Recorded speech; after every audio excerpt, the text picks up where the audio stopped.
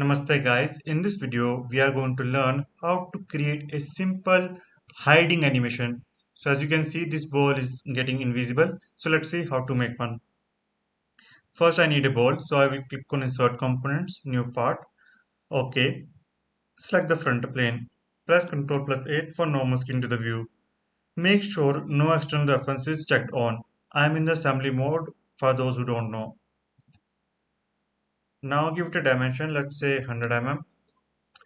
Draw a straight line like this and trim it out. Features, revolve boss base, select this line and OK.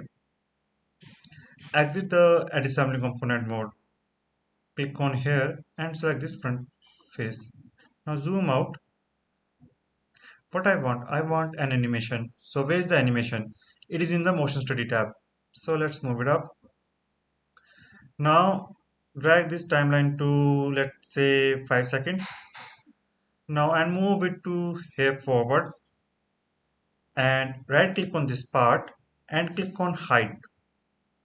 Now if I go back and click on play, you can see that it is getting invisible.